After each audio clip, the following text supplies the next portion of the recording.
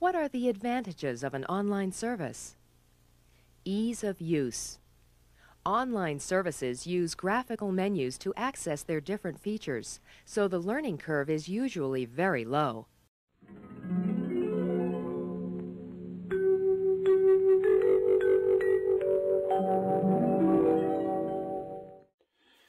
Hey, welcome back. We haven't done a video like this for a long time, but welcome back to the game room. Beverage of choice is Tango Apple, really pushing the boat out, and I love this particular fizzy drink.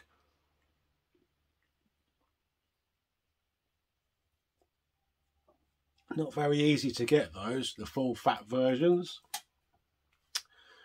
But there you go. So yeah, just wanted to say hello. Got some pickup videos, got some pickups. Not a lot, about 4 games, only 1 DVD. Trying to think of what I finished. I finished quite a major game recently.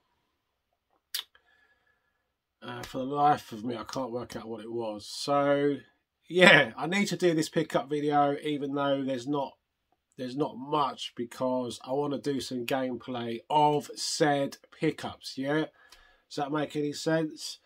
And apart from that, I've been watching, as you know, I'm all about my old classic cult TV. I've been watching loads of TV.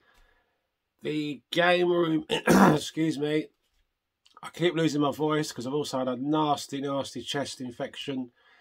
The game room is about to undergo another transformation. So, and in a way it's kind of related to one of my pickups. Yeah. And the gaming seating. It's weird. Possibly not what you think. So yeah, I've ordered a couple of quite nice recliners for the game room. I've not sorted out the seating issue for years. I did have a nice chair, a really nice comfy swivel chair with like a footstool, and that I gave that to my grandson, bizarrely. I'd had too many beers. But yeah, so I do hope everyone's okay. I've got some new subscribers, so thank you for that. It's finally stopped raining outside.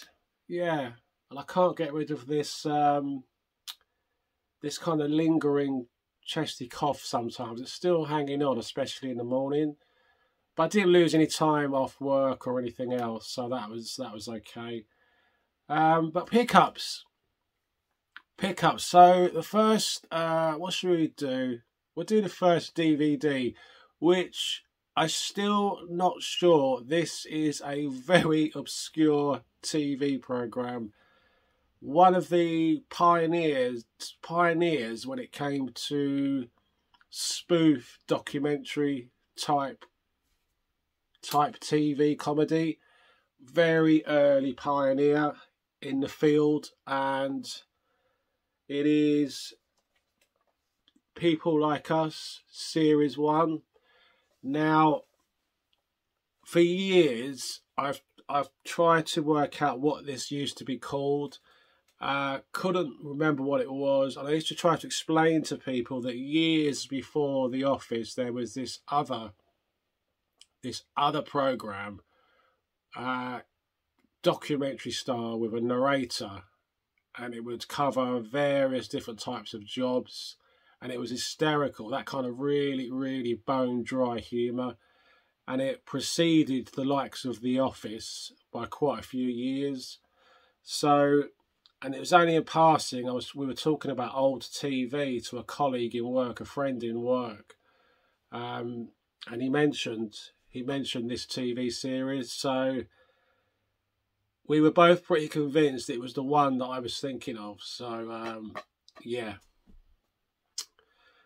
I actually may watch that tonight, or start watching it tonight, because I've just, as you may or may not know, when it comes to my classic TV, especially the stuff I watch on the CRTs, I have several genres on the go, and I've just finished another comedy box set, which was Operation Good Guys. Yeah, that would not be streamed on any service, I don't think, these days, especially one particular episode. So we'll do the physical games first, and then I've got two DLCs that I've purchased. Yeah, we might as well talk about them because I've spent so much time with one of them. So first up is The Last of Us 2. Yeah, I've heard quite a few things about this. There was a bit of a storm around this when it came out. I got this, believe it or not, I got a brand new game. Oh yes, just got this from Amazon. I think it was going cheap on a particular day. Really looking forward to this, and this kind of gave me a proverbial kick up the arse. This really, because it made me sort out the seating, because my missus wants to play this as well. Yes, I've watched the TV series, the first series. I really liked it. I'm not gonna go into the politics of episode 3. I'm not sure what that was all about. Why something was alluded to in the game was then dedicated to an entire episode. Do you know how irrelevant episode 3 is in the big scheme of things? If you watch the last episode of The Last of Us, it's very much a kind of reflection on all the events that they've been through. And it doesn't even mention the events in episode 3. But let's go no further on that. It is what it is. It is what it is. So yeah, really, really looking forward to that. Gonna be starting that very soon. I need to sort the game room out. Me and the missus are really looking forward to that. Must look nice. I take it looks really nice on the PS5. It's all pretty much Sony. It's all Sony good stuff today. I told you I did a little list because when I got my PlayStation 5,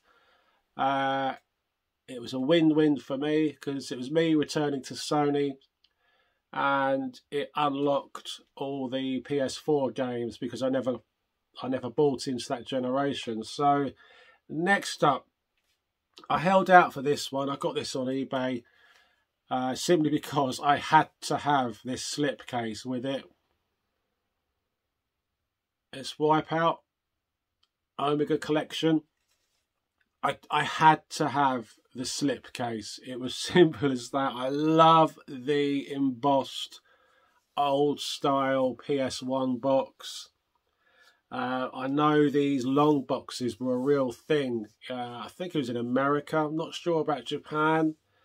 But we never got these in Europe. They shrunk the boxes down. They were still unique to the PS1 in the early days. And they had that embossed spine.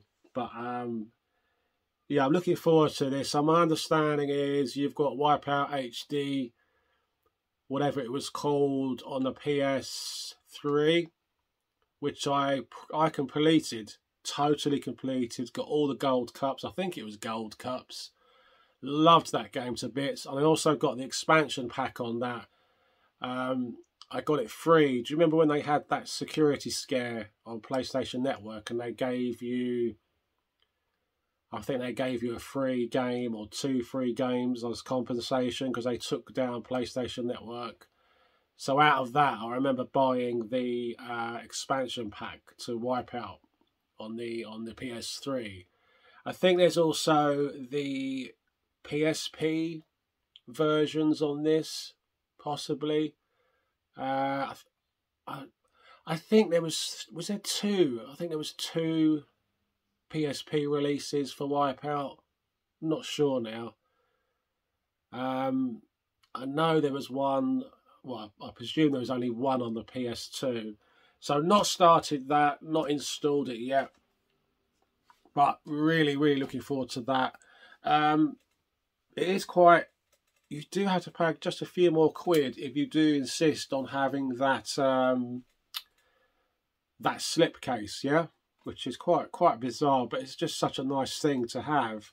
I don't want to get into the realms of obsessing over slipcases. Yeah, not a nice road. I'm not sure if I've shown this one. I don't think I have. So it was on my list, my PS4 list that I've drawn up, and I just came across it in CEX. I think it was only like 4 or 5 quid, something like that. Until Dawn. This type of game is right up my Straza, shall we say. All narrative based. I love all that kind of stuff. I'm all about the narrative. Apparently it looks gorgeous. Really looking forward to that. Hopefully there's some nice jump scares in the dark. It's not in the best of condition, although the disc is good. The disc is good on this, so yeah, I'd like a better box though. It's a bit rough, the box. And then finally, a weird one. Although it carries the PS5 logo itself, it doesn't need to be a PS5 logo. You can get it on the 4, and that is Arcade Paradise. So I was watching some various videos on YouTube with, you know, top 10 suggestions for PS4 generation, that kind of thing, or obscure exclusives. I think this is an exclusive. I think it might even be on the PC. I'm not sure. I'm pretty sure it's not on the Xbox. I don't think it is. But when I heard about the concept of this, it's brilliant. So I am quite a few hours into this. So the premise is, so you know, I think you're this kind of out of work teenager, and your dad has had enough of you. I think your dad owns a string of laundrettes,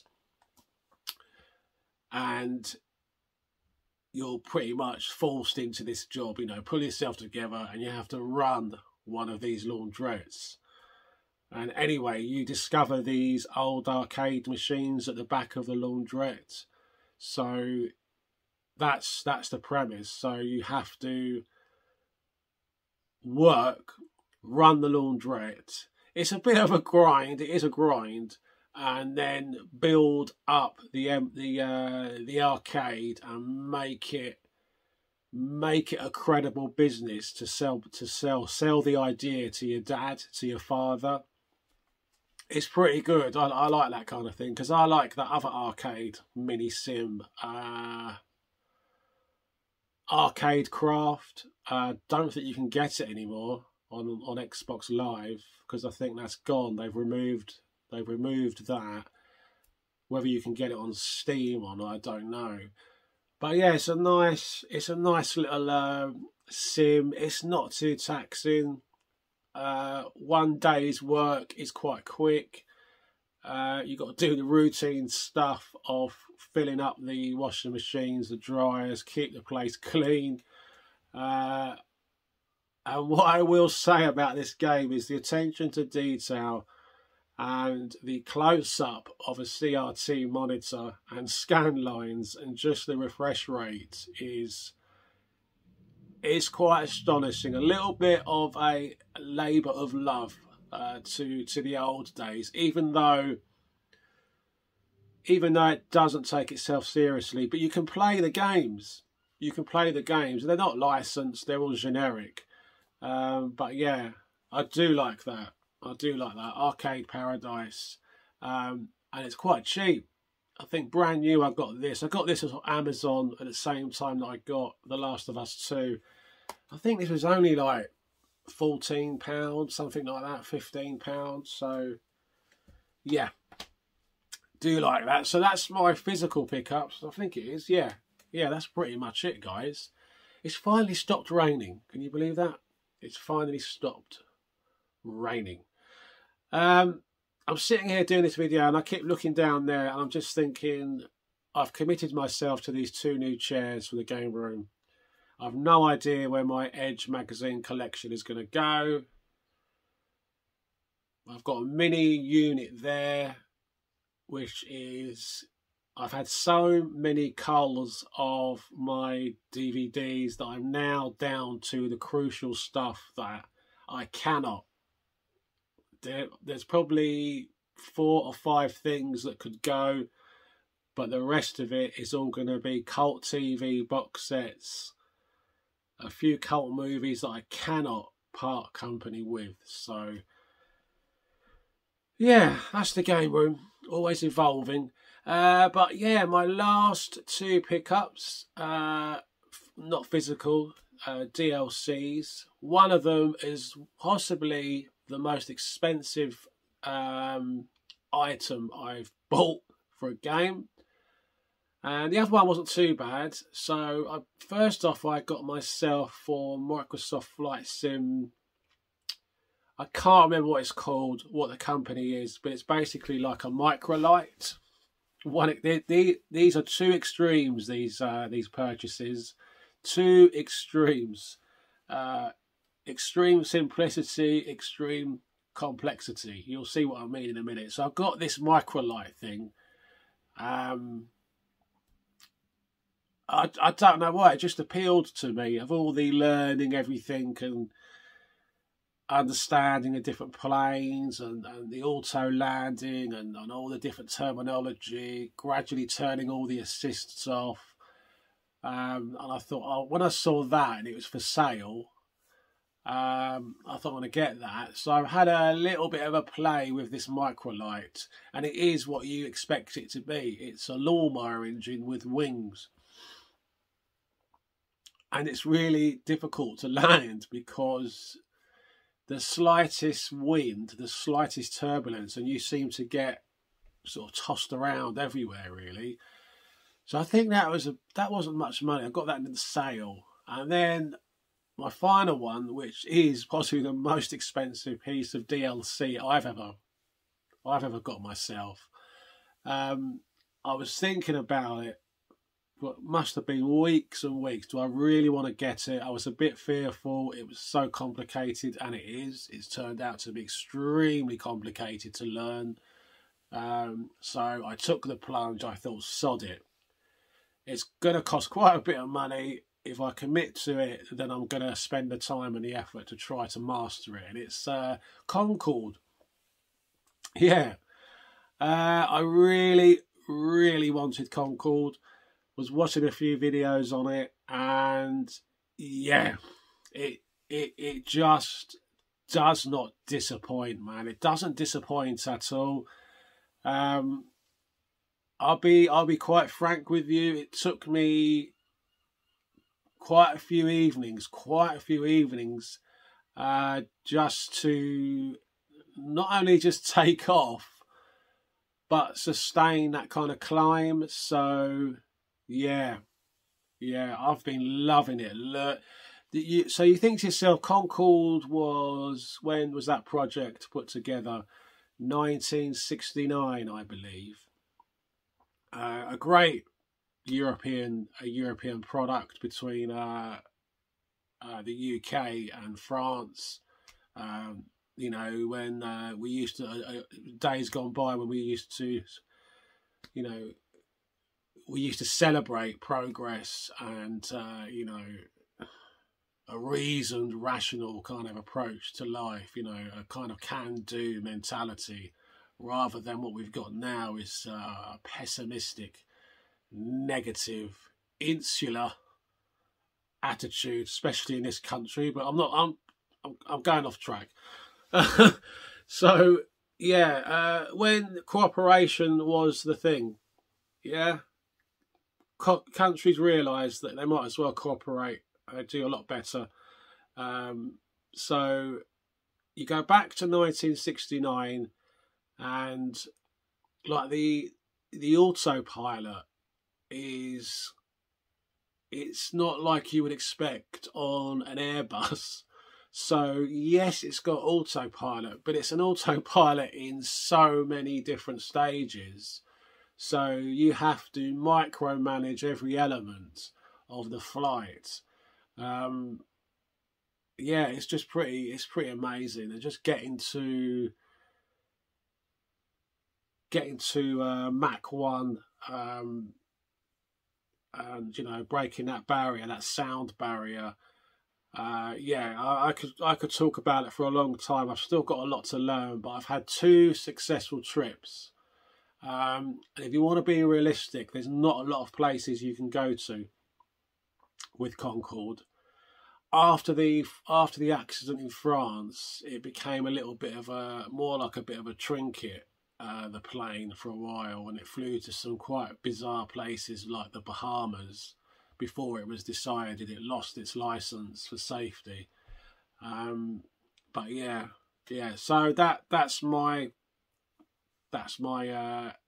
you know, I didn't.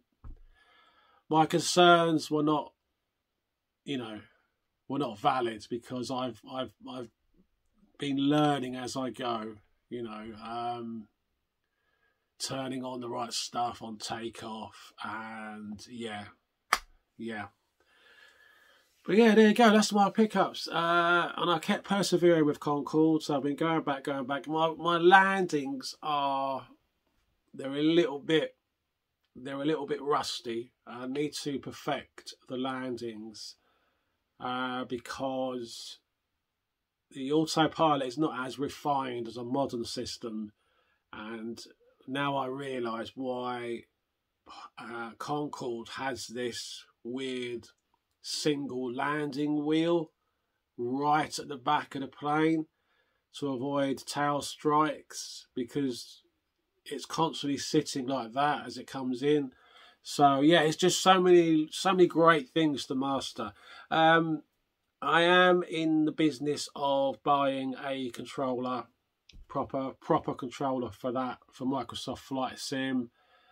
I mentioned I was buying a wireless keyboard and mouse to help out, but I never got around to doing that. So I don't want anything too fantastic.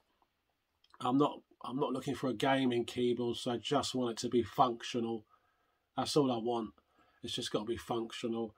And yeah, I've really got into it. I mean, to be fair though, I'm managing it with the controller. I'm not one of these super geeks, you know, that has the whole setup. Although when you start looking at those controllers, my God, they are worth the money.